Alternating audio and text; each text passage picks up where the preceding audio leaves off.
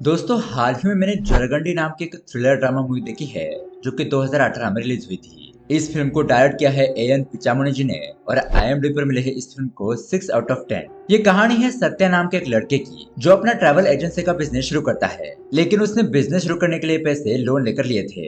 अब जिस आदमी से उसने लोन लिया था वो आदमी उन्हें धोखा देकर वहां से भाग जाता है और उसके बाद कुछ ऐसे इंसिडेंट्स होते हैं जिसमें कि सत्या और उसका दोस्त एक लड़की के किडनैपिंग के चक्कर में फंस जाते हैं। उसके बाद गुंडे, पुलिस, ये सभी लोग उनके पीछे पड़ चुके थे। अब ऐसे में सत्या इन सारी मुसीबतों से कैसे बाहर निकलेगा, यही देखेंगे हम आज की कहानी में। इस कहानी के एंडिंग में बहुत ही जबरदस्त ट्विस्ट देखने को मिलता है, उसे मिस मत कीजिएगा। तो दोस्तों, अगर आप हमारे चैनल पर नए आए हो तो वीडियो को लाइक और चैनल को सब्सक्राइब जरूर कीजिए। चलिए बिना किसी देरी के शुरू करते हैं आज की कहानी। कहानी की शुरुआत में रात को हमें एक शहर को दिखाया जाता है और यहाँ पर सत्या नाम का एक लड़का हमें बताता है कि इस दुनिया में हर कोई अपनी जिंदगी की जंग लड़ रहा है, लेकिन लोअर मिडिल क्लास में पैदा होकर जिंदगी जीना ये बहुत ही मुश्किल का काम है और इसी जिंदगी से निकलकर बहुत सारे लोग आगे जाना चाहते हैं। उनमें से ही मैं एक हूँ और इसी वजह से मैंने कुछ ऐसे काम किए हैं जिसकी वजह से आज तक मेरी जिंदगी मुझे दौड़ा रही है। उसके बाद दोस्तों हम एक होटल की दुकान को देखते हैं। तभी वहाँ पर एक गाड़ी आती है और कुछ लोग उतरकर होटल के अंदर खाना खाने के लिए जाते हैं। उसके थोड़ी दूरी पर सत्या और उसका दोस्त गाड़ी को उठाने के बारे में बात कर रहे थे। फिर सत्या चुपचाप उस गाड़ी के पास जाता है और स्टील की पट्टी का इस्तेमाल करते हुए किसी तरह से गाड़ी का दरवाजा खोल देता है। फिर गाड़ी के अंदर जाने के बाद कुछ वायरिंग का कनेक्शन बदलकर गाड़ी को स्टार्ट कर देता है और उन लोगों के सामने ही उस गाड़ी को भगाकर वहां से ले जाता है। जब वो लोग ये देखते हैं कि उनकी गाड़ी कोई ले जा रहा है तो ये लोग उसे रोक पाते, तब तक वो वहां से जा चुका था। इसलिए ये लोग पुलिस स्टेशन में अपनी गाड़ी की चोरी होने की कंप्लेंट लिखाते हैं। लेकिन यहाँ पर उन्हें ऑफिसर गाड़ी के आरसी पेपर दिखाते हुए कहता है कि तुम काउंसलर के बेटे हो तो क्या ड्यू नहीं भरोगे? 8 महीने हो चुके हैं, ड्यू नहीं भरा है तो गाड़ी तो उठेगी ना। चलो निकलो यहाँ से, पैसे भरो और गाड़ी ले जाओ। मतलब की गाड़ी पुलिस वालों ने उठाई थी। लेकिन अब उसके अगले सीन में हम सत्या और उसके दोस्त पारी को देखते हैं। सत्या पारी से कहता है कि उस काउंसलर की वजह से मुझे मेरे काम से निकाल दिया। उन ऑफिसर लोगों के कहने पर ही मैंने उस गाड़ी को उठाया था, लेकिन उल्टा मुझे अपने काम से हाथ धोना पड़ा। और मैंने तुम्हें कितनी बार बताया है हम दोनों ट्रैवल एजेंसी का काम शुरू करते हैं, लेकिन तू है कि इस बात को सीरियसली नहीं ले रहा है। बैंक तो हमें लोन नहीं देगी, इसलिए क्या करे कुछ समझ नहीं आ रहा, पैसों का इंतजाम कैसे होगा। तो यहाँ पर पारी उसे कहता है कि मेरे दोस्त के पहचान वाला एक बंदा है जो बिना डॉक्यूमेंट के लोगों को लोन दिलवाता है। सत्या कहता है कि बिना डॉक्यूमेंट के लोन ये कैसे पॉसिबल है? पारे कहता है कि उसने बहुत सारे लोगों को लोन दिलवाया है, हम जाकर एक बार उससे बात करते हैं, देखते हैं क्या होता है, और अगर तुम्हें कैश में पैसे मिल जाएंगे तो कोई प्रॉब्लम नहीं है ना। सत्या कहता है कि कैश में पैसे मिलेंगे तो क्या प्रॉब्लम हो सकती है, उन पैसों से हम कुछ ऐसा जुगाड़ करेंगे जिससे कि हमें कुछ और पैसे मिल जाए, बस ये लोन मिल जाए तो हमारा काम हो जाएगा। फिर उसके अगले दिन हम देखते हैं सत्या अपने घर से तैयारी करके निकल रहा होता है। यहाँ पर उसकी छोटी बहन स्कूल जाती है और उसकी माँ सत्या से पगार मांगती है कि घर में बहुत सारा राशन का सामान लेकर आना है। तो सत्या अपनी माँ को कुछ पैसे देकर घर से बाहर निकल जाता है और यहाँ पर पारी और सत्या मिलकर ये दोनों ही एक बिल्डिंग में पहुंच जाते हैं। वहाँ के एक फ्लैट में सैमुअल नाम का आदमी मौजूद होता है और यही आदमी उन लोगों को लोन दिलवाने वाला था। सत्या सैमुअल से कहता है कि हमने लोन के लिए बहुत ज्यादा ट्राई किया लेकिन हमें लोन नहीं मिला, प्लीज अब आप ही हमारी कुछ मदद कर दीजिए। सैमुअल कहता है कि अच्छे लोगों को लोन नहीं मिलता और फ्रॉड करने वाले लोगों को तुरंत ही मिल जाता है, आजकल ऐसा ही जमाना चल रहा है। लेकिन सत्या और उसका दोस्त कहता है कि सर हम ऐसे लोन लेकर भागने वालों में से नहीं है, आप चिंता मत कीजिए, हम आपको धोखा नहीं देंगे। तो फिर अब यहाँ पर सैमुअल उन्हें कहता है कि बिना किसी चीज के आधार पर मैं तुम लोगों को लोन नहीं दे सकता। फिर सैमुअल उन्हें कहता है कि शहर में कुछ ऐसी भी जगह होती है जिन्हें अमीर लोग खरीद कर रखते हैं, लेकिन उस जमीन पर ज्यादा ध्यान नहीं देते। कुछ अमीर लोग तो ऐसे होते हैं कि यहाँ पर जमीन खरीद कर दूसरे देश में रहने के लिए चले जाते हैं और इसी तरह की किसी भी इंसान की पड़ी हुई जगह पर हमें लोन लेना होगा। तो वो दोनों कहते हैं कि लेकिन सर हमारे नाम पर तो कोई भी जमीन नहीं है। सैमुअल कहता है कि अगर तुम्हारे नाम पर नहीं है तो हम झूठे कागजात बनाकर दूसरों की जमीन बैंक को दिखाएंगे और लोन ले लेंगे। अरे कुछ नहीं होता, मैं हूं ना, मैं सब कुछ अरेंजमेंट कर दूंगा, बस तुम लोगों को मेरा कमीशन देना होगा।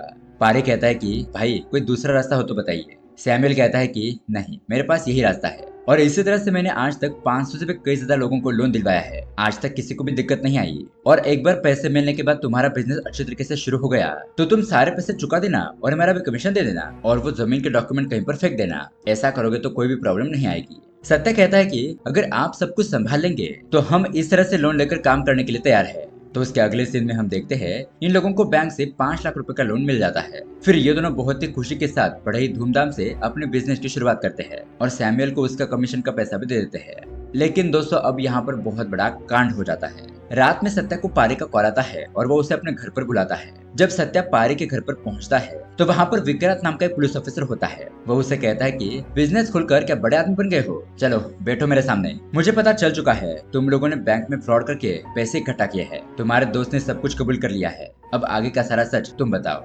अब सत्य के पास सच बताने के अलावा कोई भी चारा नहीं था।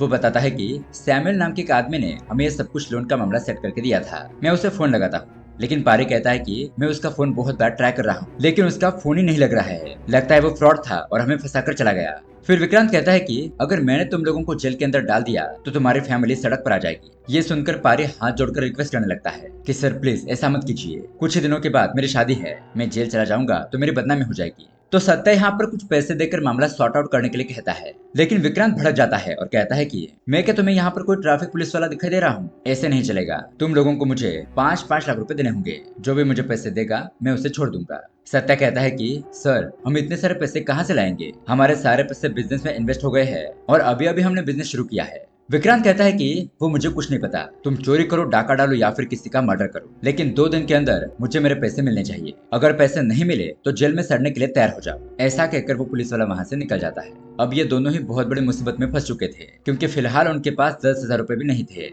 वो दोनों बहुत जगहों पर घूमते हैं, अपने कुछ जान पहचान वालों से मदद मांगते हैं, लेकिन कोई भी उन्हें पैसे देने के लिए तैयार नहीं था।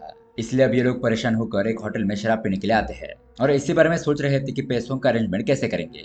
तभी उस होटल में पास ही के टेबल पर गजा भाई नाम का एक आदमी शराब पी रहा होता है।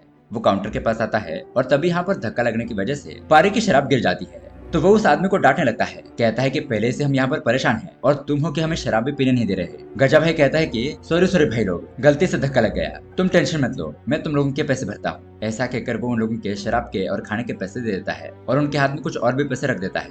ये देखकर वो दोनों हैरान हो जाते हैं कि इतनी सी बात के लिए ये आदमी इतने पैसे क्यों दे रहा है। तभी वहाँ के वेटर से पूछने पर उन्हें पता चलता है कि ये गजा भाई बहुत ही पैसे वाला आदमी है। ऐसे ही 1-2 लाख रुपए किसी को भी मदद करने के लिए दे देते हैं। उन्होंने मुझे भी पैसे देकर मदद की थी। अब गजा भाई सामने वाले टेबल पर बैठकर पारी को बहुत ही अजीब तरीके से घूर रहा होता है और यहाँ पर उन दोनों के लिए बहुत ही महंगा खाना भी ऑर्डर करता है। ये सब कुछ देखकर सत्या कहता है कि लगता है वो है, वो तुम्हारी फिगर पर फिदा हो चुका है। पारी कहता है कि ये तुम कैसी बातें कर रहे हो, अरे हाँ वो तो मुझे घूर रहा है। अब सत्या कहता है ठीक है अब मैं चलता हूँ, तुम ही देख लो क्या मैटर है। तो पारी कहता है कि अबे तू रुक, अभी जाकर मैं उसे सबक सिखाता हूँ। फिर पारी गजा भाई को डांटते हुए कहता है कि ये रखो तुम्हारे पैसे और तुम्हारा खाना, हमें कुछ नहीं चाहिए, तुम जो समझ रहे हो मैं वैसा लड़का नहीं हूँ। गजा भाई कहता है कि अरे तुम लोग मुझे गलत समझ रहे हो, मैंने तुम्हें अपने कपड़े की दुकान पर देखा है। और वो उन लोगों को फोटो दिखाकर कहता है कि ये आपकी बहन है ना, मैं आपकी बहन से बहुत ज्यादा प्यार करता हूँ, प्लीज आप हम दोनों की सेटिंग करवा दीजिए, मेरे पास बहुत सारे पैसे है, मैं आपकी बहन को बहुत ही खुश रखूंगा, मेरे साथ रानी बनकर रहेगी वो। अब यहाँ पर हमें कुछ महीने पहले का सीन दिखाया जाता है, जहाँ पर गजा भाई रास्ते पर गाड़ी से जाते हुए एक लड़की को देखता है जिसका नाम होता है कीर्ति, और पहली नजर में वो उसकी खूबसूरती पर फिदा हो जाता है, उसके प्यार में पड़ जाता है और उसे पटाने की कोशिश करता है। कीर्ति ने इंग्लिश सीखने के लिए क्लासेस ज्वाइन किए थे, तो ये भी वहाँ पर एडमिशन ले लेता है, भले उसे कुछ समझ ना आए, लेकिन वो कीर्ति के पीछे पड़ जाता है उसे पटाने के लिए। ऐसे एक दिन कीर्ति कपड़े की दुकान पर खरीदारी करने के लिए आती है और तभी यहाँ पर वो काउंटर पर पारी को देखती है। अब इस दुकान में ऑफर थी कि 5,000 रुपए से अधिक सामान लेने पर 1,000 रुपए डिस्काउंट के तौर पर मिलेगा। तो कीर्ति यहाँ पर दिमाग लगाती है और उसने 3,000 रुपए की खरीदारी की थी और पारी ने 2,500 की, इसलिए वो उसे कहती है कि हम दोनों साथ में मिलकर बिल बनाते हैं तो हमें 1,000 रुपए का डिस्काउंट मिलेगा। अगले दिन सुबह सुबह पारी सत्या को कॉल करता है और कहता है कि अरे मैंने उस गजा भाई के बारे में सारी डिटेल्स निकाल ली है, वो उस लड़की से सच में प्यार करता है, अगर हम उन दोनों को मिलवा देंगे तो वो हमें मुंह मांगी रकम देगा जिससे कि हमारा काम भी हो जाएगा और वो पैसे हम उस पुलिस वाले के मुंह पर मारकर उससे बच सकते हैं। सत्या कहता है कि लेकिन क्या वो लड़की उससे प्यार करती है? पारी कहता है कि 1,000 के डिस्काउंट के लिए वो मुझसे दोस्ती कर सकती है, तो उस गजा भाई के तो इतनी बड़ी कपड़ों की दुकान है, वो तो करोड़पति है यार, ऐसा पति मिल जाए तो कौन छोड़ेगा, वो तो उससे तुरंत ही शादी कर लेगी। सत्या कहता है कि मेरे पास कोई रास्ता नहीं है, इसलिए मैं तुम्हारी बकवास सुन रहा हूँ, देखते हैं अगर इस बात से हमारा काम हो जाता है तो सही है। तो ये लोग गजा भाई से मिलने के लिए जाते हैं, उससे बातचीत करते हैं, पैसों की डील वगैरह पक्की करते हैं। सत्या उससे पूछता है कि वो लड़की सच में तुमसे प्यार करती है ना? गजा भाई कहता है कि वो लड़की मुझसे प्यार नहीं करती, तो क्या मैं पागल हूँ तुम लोगों को ये सब कुछ बताता? सत्या कहता है तो फिर ठीक है, आपका काम हो जाएगा। उसके बाद पारी और सत्या उस लड़की के बारे में सारे इन्फॉर्मेशन निकाल लेते हैं। तो उन्हें पता चलता है कि फिलहाल उसकी कोचिंग क्लासेस बंद है और उसके पेरेंट्स उसे विदेश भेजने की तैयारी कर रहे हैं। आज वो किसी काम से बाहर गई है और रात को 10 बजे तक लौट जाएगी। इसलिए ये लोग रात को कीर्ति के घर के बाहर छुपकर उसके आने का इंतजार करने लगते हैं। तभी हम देखते हैं कि कीर्ति के घर के बाहर बहुत सारे डिलीवरी बॉयज आ जाते हैं और कहने लगते हैं कि हमें यहाँ से ऑर्डर आया था और हमारा पेमेंट कीजिए। कीर्ति के माता पिता कहते हैं कि हमने तो कुछ ऑर्डर नहीं किया था, तो फिर तुम लोग यहाँ पर कैसे आ गए? जरा बताओ तो तुम्हें किस नंबर से कॉल आया था? तो दरअसल दोस्तों ये सब कुछ सत्या का प्लान था। उसने उस होटल के वेटर के साथ मिलकर ये प्लान बनाया था। अब वो लड़का चुपके से उस घर के अंदर एक मोबाइल फोन फेंक देता है और जब ये सभी लोग उस नंबर पर कॉल करते हैं जिस नंबर से ऑर्डर आया था, तो उस फोन पर रिंग बजने लगती है और वो फोन उनके घर के अंदर मिलने की वजह से कीर्ति के माता पिता सोचने लगते हैं कि ये फोन यहाँ पर कैसे आ गया। तो इसी बात को लेकर इन लोगों के बीच में बहस शुरू हो जाती है। इतने में उस रास्ते पर गाड़ी में बैठकर कीर्ति आ जाती है। ड्राइवर वहाँ पर चल रहा शोर शराबा देखकर कीर्ति को गाड़ी के अंदर ही बैठने के लिए कहता है और ये भी कहता है कि मैं आगे जाकर देख कर आता हूँ। इसी मौके का फायदा उठाते हुए सत्य और पारी उस कार के अंदर घुस जाते हैं। तुरंत ही कीर्ति को बेहोश करते हैं और वो गाड़ी भगाकर वहाँ से ले जाते हैं। दरअसल उन्होंने कीर्ति के घर वालों को बिजी रखने के लिए उन डिलीवरी बॉयज को वहाँ पर भेजा था। अब वहाँ से थोड़ी दूर आने के बाद पारी को एक महिला का कॉल आता है और दोस्तों वो महिला और कोई नहीं बल्कि गजा भाई की पत्नी थी। वो उन दोनों को गालियां देने लगती है और कहती है कि मेरे होते हुए तुम दोनों मेरे पति की दूसरी लड़की के साथ सेटिंग कर रहे हो, मैं तुम लोगों को उस लड़की को नहीं जोड़ूंगी। अब ये बात सुनकर पारी के तो होश उड़ जाते हैं क्योंकि उसने जब गजा भाई के बारे में पता किया था तब गजा भाई की पत्नी है ये बात उसे पता नहीं चली। यहाँ पर सत्या भी पारी को डांटने लगता है कि मैंने तुमसे कहा था कि यहाँ पर कुछ ना कुछ गड़बड़ है लेकिन तुमने मेरी बात नहीं मानी। अब ये लोग कॉल कट करते हैं और सोचने लगते हैं कि अब हमें पैसे कैसे मिलेंगे क्योंकि गजा भाई तो उन्हें पैसे देने से रहा। इसलिए अब ये लोग कीर्ति के पिताजी को कॉल करते हैं, कहते हैं कि हमने आपकी बेटी को किडनैप कर लिया है, अगर आपको अपनी बेटी सही सलामत चाहिए तो हमें 10 लाख रुपए देने होंगे। तो उसके पिताजी इस डील के लिए तुरंत ही मान जाते हैं और उसके बाद यहाँ पर ये दोनों कीर्ति को एक रूम में ले जाकर उसे वहाँ पर कैद कर देते हैं। अगली सुबह हम देखते हैं तो कीर्ति के पिताजी पैसे लेकर रोड के एक मोहल्ले के पास पहुंचते हैं। वहीं पर सत्या भी छुपा होता है और वो उन्हें कॉल करके कहता है कि अपनी गाड़ी से उतरकर एक रिक्शा पकड़कर सामने वाले मंदिर में जाइए। अब कीर्ति के पिताजी गाड़ी पकड़कर मंदिर में जाते हैं तो उसी दौरान सत्या यहाँ पर गाड़ी के अंदर जाकर वो पैसे की बैग ले लेता है। फिर कीर्ति के पिताजी वापस गाड़ी के पास आते हैं तो यहाँ पर सत्या पारी को कॉल करके कहता है कि अरे यार हमें पैसे मिल चुके हैं, हमारा काम हो चुका है, तुम एक काम करो कीर्ति के पिताजी को कॉल करो लेकिन अननोन नंबर से और उन्हें कहो कि रात को तुम्हें तुम्हारी बेटी गोल्डन ब्रिज के पास वसंत विहार कॉम्प्लेक्स के पास मिल जाएगी। तो यहाँ पर पारी अपने फोन से कुछ सुनाई न देने का नाटक करता है जिससे कि उसका फोन खराब हो गया हो। फिर वो साइड वाले दुकान में काम कर रहे आदमी से फोन मांगता है और उस फोन से कीर्ति के पिताजी को कॉल करता है, कहता है कि आपने पैसे दे दिए हैं तो आपकी बेटी भी आपको मिल जाएगी, आप शाम को संतोष कॉम्प्लेक्स के पास पहुंच जाइए। और पारी यहाँ पर गलती से एक गलत ही एड्रेस बता देता है। उसके बाद रात को हम देखते हैं कि ये दोनों उस लड़की को वापस भेजने के लिए गोल्डन ब्रिज वाले वसंत कॉम्प्लेक्स के पास जाने लगते हैं। तो यहाँ पर पारी कहता है कि अरे मैंने तो उसे संतोष कॉम्प्लेक्स कहा। तो ये बात सुनकर सत्या उसे डांटने लगता है कि तुमसे तो एक भी काम ठीक से नहीं होता। पारी कहता है कि अब उस लोकेशन से क्या फर्क पड़ता है, मैंने उसे जो लोकेशन बताया है वो वहीं पर आएगा, चलो हम उसी जगह पर जाते हैं, वहाँ पर इस लड़की को छोड़ देंगे, ये खुद ब खुद लड़की अपने घर पर चली जाएगी। अब ये लोग जिस रास्ते से जा रहे होते हैं वहाँ पर बैरिकेड लगे हुए थे। ये लोग अपनी गाड़ी को रोकते हैं, बैरिकेड हटाते हैं और उसके बाद आगे चले जाते हैं। लेकिन उस लोकेशन पर पहुंचने पर गाड़ी की पिछली सीट पर देखते हैं तो वह लड़की कीर्ति वहाँ पर नहीं थी, जिसे देखकर ये लोग परेशान हो जाते हैं। तब यहाँ पर सत्या को याद आता है कि जब वो लोग बैरिकेड हटाने के लिए गाड़ी से उतरे थे तो शायद तभी वो लड़की खुद भी भाग गई और पैसे भी ले गई। अब पैसे भी ले जाने की वजह से ये दोनों और भी परेशान हो जाते हैं। तभी उसी जगह पर कीर्ति के पिताजी कुछ गुंडों के साथ आए हुए थे। वो लोग इन लोगों को देखते हैं और उनको मारने के लिए उनका पीछा करने लगते हैं। अब ये लोग भी देखकर उन्हें डर जाते हैं और खुद की जान बचाने के लिए वहां से भागने लगते हैं क्योंकि अब कीर्ति भी उनके पास नहीं थी।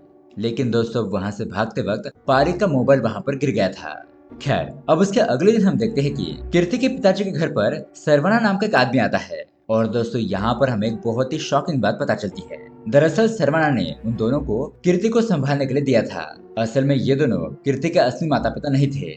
अब वो कीर्ति गुम हो जाने की वजह से सरवना को बहुत ज्यादा गुस्सा आता है। वो उन दोनों को थप्पड़ मारता है और कहता है कि तुम लोग एक लड़की को संभाल नहीं पाए, अब मैं अपने भाई राजा को क्या जवाब दूंगा। अब उन लोगों को जो फोन मिला था उसे चार्जिंग करने के बाद उसके ऊपर पारी का कॉल आता है। वो कहता है कि सर ये मेरा फोन है, प्लीज आप इसे मुझे लौटा दीजिए, मेरी बहुत सारी इंपॉर्टेंट चीज उसमें है। तो सरवना कहता है कि ठीक है आप मुझे अपनी लोकेशन बताओ, मैं खुद फोन लेकर आता हूँ। तो ये लोग उस जगह पर पहुंचकर पारी को पकड़ लेते हैं और पारी पकड़े जाने की वजह से सत्य और गजा भाई भी पकड़े जाते हैं। अब इन लोगों को पकड़कर एक गोडाउन में कैद किया जाता है। लकड़ी से उन लोगों को बांध कर रखा गया था और अब यहाँ पर एंट्री होती है सबसे बड़े गुंडे राजा भाई की। दरअसल दोस्तों ये राजा भाई लड़कियों को दूसरे देश में बेचने का काम करता है। तो अब राजा भाई यहाँ पर पारी से पूछता है कि बता वो कीर्ति नाम की लड़की कहाँ पर है। पारी कहता है कि हम भी उस लड़की को ढूंढ रहे हैं लेकिन वो कहीं भाग गई। सच में हमें उसके बारे में कुछ नहीं पता। राजा कहता है कि ये लोग ऐसे नहीं मानेंगे, इन लोगों की हड्डी पसली एक करो और तब तक मारते रहो जब तक ये सच न बोल दे। ऐसा कहकर वो वहाँ से जाने लगता है। अब वो सभी गुंडे उन लोगों को मारने के लिए जाते हैं तो तभी यहाँ पर सत्या अपने हाथ छुड़ाकर उन गुंडों से फाइटिंग करता है और अब ये तीनों ही वहाँ से भागने की कोशिश करते हैं। किसी तरह से सत्या और गजा भाई वहाँ से बाहर निकलते हैं लेकिन उन लोगों ने पारी को पकड़ लिया था। यहाँ राजा भाई सत्या को कॉल करके कहता है कि देखो तुम्हारा दोस्त हमारे कब्जे में है, अगर उसे सही सलामत देखना चाहते हो तो उस लड़की कीर्ति को पकड़कर मेरे सामने लेकर आओ वरना तुम्हारा दोस्त गया समझो। अब यहाँ पर सत्या को क्या करो और क्या नहीं ये समझ नहीं आ रहा था। उसे अपने दोस्त को भी बचाना था और कीर्ति को भी। अब उसके बाद यहाँ पर हमें कीर्ति की कहानी दिखाई जाती है। कीर्ति एक अनाथ लड़की होती है जिसकी वजह से वो एक ऑर्फनेज में पली बड़ी, जिस ऑर्फनेज को राजराम नाम का एक आदमी चलाता है। कीर्ति बताती है कि वो बहुत ही अच्छे इंसान है और हर लड़की को पढ़ लिख कर एक अच्छी सी जॉब ढूंढकर खुशी से रहना चाहिए, इसीलिए वो हेल्प करते रहते हैं। अब यहाँ पर कीर्ति की एक फ्रेंड होती है रिया। उसी दौरान ऑर्फनेज में लगे हुए नोटिस बोर्ड पर जॉब इंटरव्यू के बारे में उन्हें पता चलता है, लेकिन ये जॉब फॉरेन में होती है। उसमें बहुत ही बढ़िया सैलरी, इंक्रीमेंट, सब कुछ अच्छा था। कीर्ति, रिया और उसके बाकी के दोस्त इस जॉब के लिए अप्लाई कर देते हैं और इस काम में उन लोगों की मदद करता है सरवाना, जो उन लोगों को पासपोर्ट और सारे डॉक्यूमेंट बनाकर देने वाला था ताकि वो लोग फॉरेन जाकर जॉब कर सके। इसीलिए ये सारी लड़कियां अपने इंपॉर्टेंट डॉक्यूमेंट उस सरवाना को दे देती है। अब दोस्तों उसके बाद यहाँ इस तरफ हम राजा भाई को देखते हैं जो कि बहुत ज्यादा गुस्से में होता है। सरवाना से कहता है कि उस क्लाइंट से कहो कि लड़की बीमार है, अगर वही लड़की चाहिए तो उसे वो अगले हफ्ते मिलेगी और तब तक हमें उस कीर्ति को ढूंढना होगा। अब ये लोग सत्या के घर पर जाते हैं लेकिन वहाँ पर ताला लगा होता है। सत्या की माँ और बहन तीर्थ यात्रा पर जा चुके थे और यहाँ दूसरी तरफ सत्या और गजा भाई उस कीर्ति को ढूंढ रहे होते हैं। अब रात को वे जिस रास्ते से भागी थी उस रास्ते के आसपास के दुकान पर पूछने पर उन लोगों को वहाँ पर एक सीसीटीवी फुटेज मिलता है। उसे देखने के बाद उन्हें पता चलता है कि कीर्ति किसी पौंडीचेरी बस में बैठकर चली गई। तो ये लोग भी उसी तरह की बस में बैठकर उस जगह पर पहुंच जाते हैं। अब सत्या वहाँ के एक दुकान पर पूछताछ कर रहा होता है लेकिन उस दुकान के बाहर आने के बाद उसे सैमुअल और वो पुलिस वाला विक्रांत दिखाई देता है। सत्या सोचने लगता है कि ये दोनों यहाँ पर एक साथ क्या कर रहे हैं। अब ये सब कुछ देखकर सत्या गुस्सा हो जाता है। वो सैमुअल को मार पीट कर उसे किडनैप करके उसके घर पर ले जाता है। पूछता है कि यहाँ पर क्या चल रहा है। मैंने तुम्हारे ऊपर भरोसा करके लोन लिया था लेकिन तुम तो फ्रॉड निकले और पैसे लेकर भाग गए। तुम्हारे पीछे यहाँ पर पुलिस ने मुझे पकड़ लिया और अब वो मुझसे 10 लाख रुपए मांग रहा है। तुम ही बताओ मैं इतने सारे पैसे कहाँ से लाऊंगा। तो अब यहाँ पर सैमुअल उसे एक शॉकिंग बात बताता है। दरअसल पुलिस ऑफिसर विक्रांत और सैमुअल ये दोनों मिले हुए थे। सैमुअल कहता है कि मुझे छोड़ दो, मैं विक्रांत से बात करके तुमसे 10 लाख रुपए ना ले ऐसा कहूंगा, क्योंकि इसी तरह से हम लोग बाकी के लोगों को फंसाते हैं। पहले तो हम उन लोगों को लोन देने का लालच दिखाते हैं, फिर उनके जाल में फंसने के बाद विक्रांत उस फ्रॉड के नाम पर फायदा उठाकर वो कई सारे लोगों से अच्छी खासी रकम ऐंठ चुका था। अब यहाँ पर सत्या को एक आइडिया आता है। वो मोबाइल में सैमुअल की वीडियो रिकॉर्ड करता है, मतलब कि सैमुअल ने अब तक जो कुछ भी सच बोला था वो सब कुछ उस वीडियो में रिकॉर्ड हो गया था। सत्या सैमुअल से कहता है कि अगर मैं ये वीडियो इंटरनेट पर डाल दूंगा तो तुम लोग बुरी तरीके से फंस जाओगे। अब ये लोग बात कर ही रहे होते हैं कि तभी उनके घर की बेल बजती है। सत्या बाहर जाकर देखता है तो वहाँ पर और कोई नहीं बल्कि कीर्ति होती है। सत्या भी उसे देखकर थोड़ा सा हैरान हो जाता है और कीर्ति यहाँ पर सत्या को पहचान नहीं पाती, क्योंकि जब इन लोगों ने उसे किडनैप किया था तब इन दोनों ने ही मास्क पहना था। अब कीर्ति उसे बताती है कि मैं आपके सर सैमुअल से मिलने के लिए आई, मैं यहाँ पर हमारे ओरिजिनल डॉक्यूमेंट लेने के लिए आई थी। सत्या कहता है कि सर तो कहीं बाहर चले गए हैं, मैं देखता हूँ, एक बार उनको कॉल करता हूँ, फिर देखते हैं आगे क्या होता है। तो अंदर जाकर सत्या सैमुअल को उस डॉक्यूमेंट के बारे में पूछता है और तुम लोगों ने कीर्ति को क्यों फंसाया है। वो बताता है कि दरअसल इसमें राजा भाई सरवाना और सैमुअल ये तीनों ही मिले हुए थे। वो बताता है कि हमने उन लड़कियों को बाहर के देश में जॉब दिलाने का लालच दिया और सारी लड़कियां हमारे जाल में फंस गई। उसके बाद हमने इसी काम के नाम पर उन सभी लड़कियों से उनके ओरिजिनल डॉक्यूमेंट ले लिए और अब उन लड़कियों को ब्लैकमेल करके उनसे 10 लाख रुपए लेने वाले हैं, वरना उन लोगों को उनके ओरिजिनल डॉक्यूमेंट नहीं मिलेंगे। और यहाँ पर कीर्ति अपने डॉक्यूमेंट के बदले में उन लोगों को देने के लिए 10 लाख रुपए भी लेकर आई थी और ये वही किडनैपिंग के पैसे थे जो सत्या और पारी ने की थी। अब सत्या सैमुअल को वहीं पर बांध कर रखता है और कबर्ड से सारे लड़कियों के डॉक्यूमेंट एक बैग के अंदर भरता है। वो नीचे आकर कीर्ति से कहता है कि सर ने तुम्हें डॉक्यूमेंट देने के लिए एक जगह पर मिलने के लिए बुलाया है, मेरे साथ चलिए, मैं आपको वहाँ पर लेकर चलता हूँ। अब दरअसल दोस्तों सत्या कीर्ति को राजा भाई के पास लेकर जाने वाला था ताकि वो अपने दोस्त पायल को बचा सके। यहाँ पर कीर्ति भी उसके साथ जाने के लिए तैयार हो जाती है और ये लोग गाड़ी से जाने लगते हैं। बीच रास्ते में खाना खाने के लिए एक ढाबे पर रुकते हैं। तभी यहाँ पर सत्या वॉशरूम जाता है, लेकिन कीर्ति को उसके ऊपर डाउट हो गया था, इसलिए उसने सत्या का फोन चुरा लिया था और उस फोन को ओपन करने के बाद उसे सत्या की सच्चाई पता चल जाती है। वो उसे डांटती है, कहती है कि मैंने तुम्हें अच्छा आदमी समझा था लेकिन तुम भी एक धोखेबाज निकले। ऐसा कहकर नाराज होकर वो वहाँ से जाने लगती है, लेकिन एक गाड़ी के टकराने की वजह से वहीं पर बेहोश होकर गिर जाती है। अब कहीं ना कहीं सत्या भी उसे लाइक करने लगा था, इसलिए वो उसे तुरंत ही उठाकर गाड़ी में बिठाता है और नजदीक के हॉस्पिटल ले जाता है। तो वहाँ के नर्स से कहता है कि इस लड़की के होश आने के बाद ये बैग उसे दे देना। ऐसा कहकर वो वहाँ से जाने लगता है। लेकिन थोड़ी देर में वहाँ पर कुछ गुंडे लोग आते हैं जो कि कीर्ति को पकड़कर सत्या को तुरंत यहाँ पर आने के लिए कहते हैं, क्योंकि अभी तक उन्हें 10 लाख रुपए और वो डॉक्यूमेंट नहीं मिले थे। उन्हें लग रहा था कि वो सब कुछ सत्या के पास है, लेकिन यहाँ पर उसे तो कीर्ति ने छुपा कर रखा था। अब हॉस्पिटल की नर्स सत्या को कॉल करके तुरंत यहाँ पर आने के लिए कहती है। अब सत्या जब हॉस्पिटल में पहुंचता है तो उन लोगों के साथ उसकी बहुत ही जबरदस्त फाइटिंग होती है। सत्या उन लोगों को मारपीट कर उन्हें जख्मी कर देता है। फिर जब वो अपने गाड़ी के पास आता है तो वहाँ पर उसे कीर्ति दिखाई देती है। वो कहती है कि मैंने तुमको बहुत ही गलत समझा, मुझे माफ कर दो, अब मैं तुम्हारी मदद करने के लिए तैयार हूँ।